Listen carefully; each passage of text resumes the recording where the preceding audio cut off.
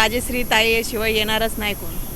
विभाग क्रमांक 216 मधून राजश्रीताई दिलीप नागरे यांच्याशिवाय येणार, करून ठाकरे बंधूशिवाय येणार म्हणजे येणारच ठाकरे बंधू।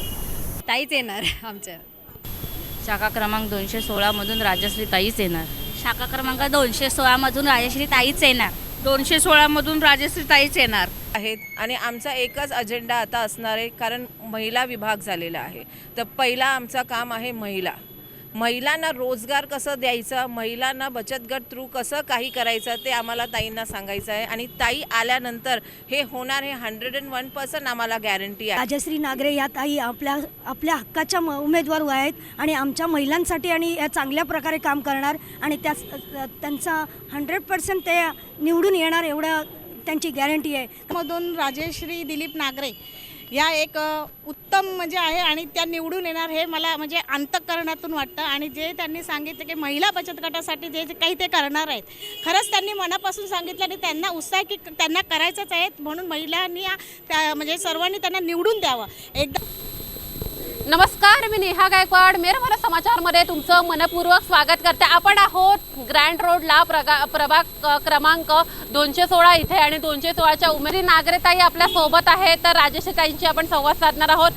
ताई, आपलं जे आहे खूप जोरात आता आहे, रॅली पण चालली आहे, रॅलीचा श्री गणेश झालेला आहे आणि सगळ्याच महिलांचं एक तडपतं नेतृत्व म्हणून तुम्ही समोर आलेला आहात, काय सांगा?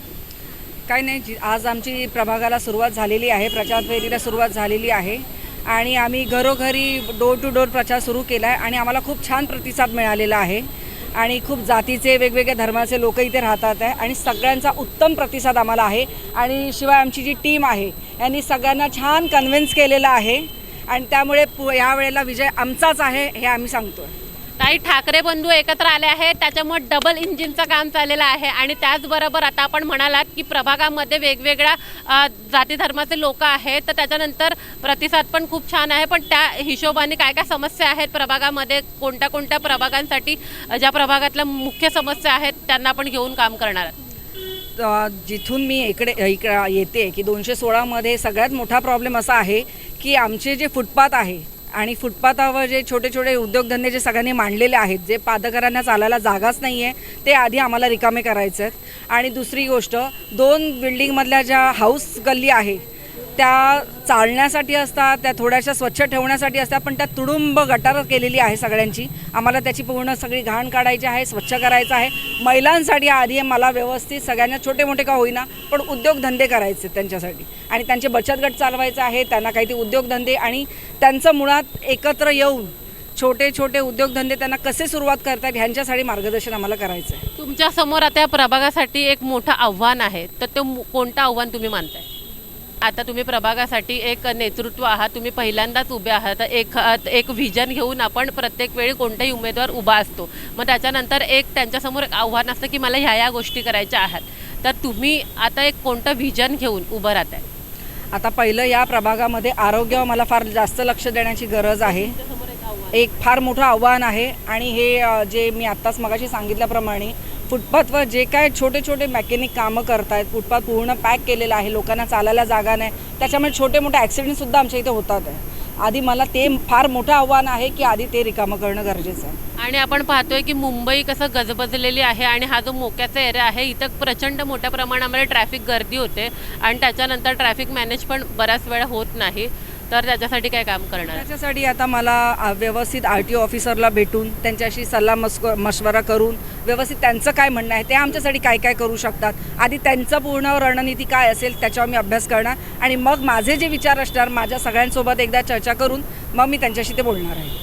कारण म्हणतात की संसाराचा नियम आहे आणि आता तो परिवर्तन नक्कीच होणार आहे, कारण 2 ठाकरे बंधू एकत्र आलेले आहेत। राजसाहेब ठाकरे, उद्धवसाहेब ठाकरे हे एकत्र आल्यामुळे प्रचंड मराठी समाजामध्ये उत्साहाचं वातावरण आहे। जसे काही श्रीराम आमचे श्रीलंकेतनं अयोध्येला आले होते, त्याप्रमाणे उद्धवसाहेब आणि राजसाहेब इथे आल्यानंतर एकत्र आल्यानंतर असा आनंद झालेला आहे लोकांना आणि ह्या आनंदामध्ये ते यांनी सर्वांनी ठरवले आहे की ह्या वर्षी आपण ठाकरे ब्रँड चालवायचा आणि ठाकरेंचा जो उमेदवार असेल तो आपल्याला महानगरपालिकेमध्ये पाठवायचा आहे। आणि ह्या वर्षी नक्कीच प्रत्येक ठाकरे ब्रँडचा किंवा ठाकरे संघटनेचा प्रत्येक उमेदवार हा नगरपालिकेमध्ये जाणार आहे। आपण संवाद साधला. त्याचबरोबर उपविभाग प्रमुख जे अनिल नागरे सर आहेत त्यांच्याशी सुद्धा आपण संवाद साधणार. सर, तुम्ही 2012 रोजी सुद्धा इलेक्शन लढवली आहे आणि त्याच्यानंतर मग आता सुद्धा आपण ताईंना पाठिंबा देत आहात. काय सांगाल एकंदरीत तेव्हा काय वेगळं विषय होता आणि आता जेव्हा तुम्ही युतीमध्ये आलात, 2 ठाकरे बंधूंसोबत लढत आहात, डबल इंजिन आहे, काय सांगाल? सांगायचं म्हणजे ह्या वॉर्डमध्ये गेल्या 55 वर्षापासून एकाच फॅमिलीची मक्तेदारी होती, त्यामुळे ह्या वॉर्डची काय प्रगती झालेली नाही आहे. कोणत्या फॅमिलीची?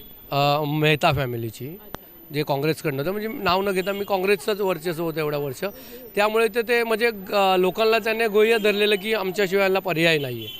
तर आता कुठेतरी ठाकरे ब्रँडच्या नावाने लोकांसमोर पर्याय उभा झाला आहे. आणि दुसरी गोष्ट म्हणजे लोकांना त्याने अजूनपर्यंत काहीच दिलेलं नाही आहे, त्यामुळे लोकांमध्ये एक नाराजगीची लाट चालू आहे. आणि तसेच मुस्लिम बांधव आमच्यावर असल्यामुळे आमची जीत ही नक्की 100% आहे. आणि दुसरी गोष्ट म्हणजे आत्ता जे माझ्या लक्षात येते आहे की ते व्हेज आणि नॉनव्हेजचं राजकारण होत आहे सध्या. जातीवरती न करता व्हेज आणि नॉनव्हेजचं करता. तुम्ही जर बघाल आज दक्षिण मुंबईमध्ये जर मलबारीसारखा जर विभाग बघितला तर आज तिथे नॉनव्हेज हे पूर्णपणे बंदच आहे. म्हणजे वाळकेश्वरमध्ये प्रॉपर राहणाऱ्या लोकांना ग्रँड रोडमध्ये नॉनव्हेज घेणं यायला लागतं. ही गोष्ट आता हळूहळू आपल्या इथे होऊ शकते. एखादा समुदाय जर विरोध करत असेल तर हा समुदाय ज्यावेळी मुंबईमध्ये इथे पोट भरायला आला त्यावेळी त्यांना त्रास होत नव्हता का? आज ज्यावेळी ते कुठेतरी मोठ्या मोठ्या इमारतीत राहायला गेले, मोठ्या मोठ्या गाड्यांमध्ये गेल्यानंतर त्यांना त्रास होतो का? हा प्रश्न मी लोकांना विचारतो. आता प्रभागामध्ये असं कोणतं आव्हान आहे आपल्यासमोर? त्याच्यानंतर आपण आता म्हणालात की एकच कुटुंबाची आहे मक्तेदारी चालली होती, पण आता काय व्हिजन घेऊन आपण उभे आहात? सगळ्यात पहिलं म्हणजे वॉर्डचा जर विचार केला तर इथे महिलांसाठी किंवा रात्री इमर्जन्सी काही हॉस्पिटलमध्ये काय असं झालं तर इथे हॉस्पिटल अवेलेबल नाही आहे. तसं इथे RS निमकर मार्गमध्ये एक 2 मजली रुग्णालय आहे, पण त्याचं रूपांतर दवाखान्यात, त्याचं रूपांतर हॉस्पिटलमध्ये करण्यात येईल. आणि इथे ते पार्किंगचं तुम्ही बघा, एवढा म्हणजे मेकॅनिकल लोकांचा त्रास आहे, त्याच्यात CNGचा त्रास आहे. म्हणजे लोक, आमदार, नगरसेवक सगळ्यांकडे तक्रार देऊन काही पर्याय निघत नाही आहे. मैं आपके चैनल के माध्यम से अपने एरिया के बात ये क्लियर करना चाहता हूँ कि मुस्लिम समाज, जितना पूरा मुस्लिम समाज है, ये उद्धव साहब का जो काम था लॉकडाउन के पीरियड का और उससे लेके अब तक का जितना भी काम है उद्धव साहब का, उससे लोगों के दिल में इतनी ज़्यादा मोहब्बत उद्धव साहब के लिए कि मुस्लिम समाज कभी ठाकरे फैमिली से अलग हो नहीं सकता. ये हर वक्त ठाकरे फैमिली के साथ था, कल भी, आज भी और हमेशा.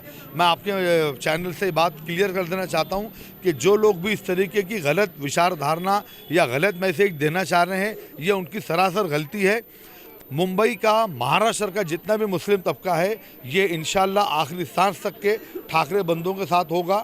और अब तो जब से इन दोनों भाइयों का गठबंधन हुआ है, पूरे महाराष्ट्र के अंदर बहुत ज़्यादा खुशी का माहौल है, ख़ास तौर से मुस्लिम समाज में, क्योंकि हमें लगता है कि मुंबई की हिफाजत के लिए इन 2 भाइयों से अच्छा और कोई विकल्प किसी भी समाज को नज़र नहीं आता, वो किसी भी जाति के हो, किसी की भी धर्म के हो. और एक आखिरी शेर में मैं अपनी बात ख़त्म करना चाहता हूँ कि हिंदू, मुस्लिम, सिख, ईसाई एक दिल एक जान है, जो करे इनको अलग इंसान नहीं शैतान है. सभी धर्मों का होता है मेल जहाँ, ये वो देश महान है और सारी दुनिया जिसे झुक के करती है सलाम, वो मेरा हिंदुस्तान है. देखिए 216 में अब परिवर्तन की आवश्यकता है और मुझे ऐसा लगता है कि ठाकरे ब्रांड के माध्यम से अनिल नागरे के सौजन्य से राजश्री जी इस बार यहाँ से विजयी होने वाली हैं और ये परिवर्तन होके रहेगा.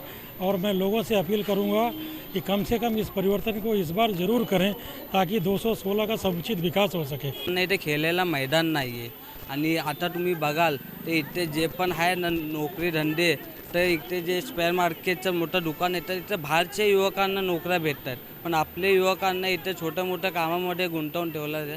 तर असं आम्ही काहीतरी करू शिवसेना आणि मनसेच्या मार्फत की आपल्या लोकांना इथे नोकरी भेटली पाहिजे. त्यानंतर सगळ्या महिला भगिनींचा आपल्याला प्रतिसाद पाहायला मिळतोय आणि कुठेतरी एक उमेद महिलांना इथे कुठेतरी मिळत आहे. आणि जसं ठाकरे बंधू एकत्र आलेला आहे, डबल इंजिन एकत्र आले, त्याच्यामध्ये नक्कीच ह्या डबल इंजिनचा फायदा आपल्याला पाहायला मिळणार आहे. त्यामुळे अशाच अपडेट्सवर आपल्या सहजून राहा. नेहा गायकवाड, मेरा भारत समाचार, मुंबई.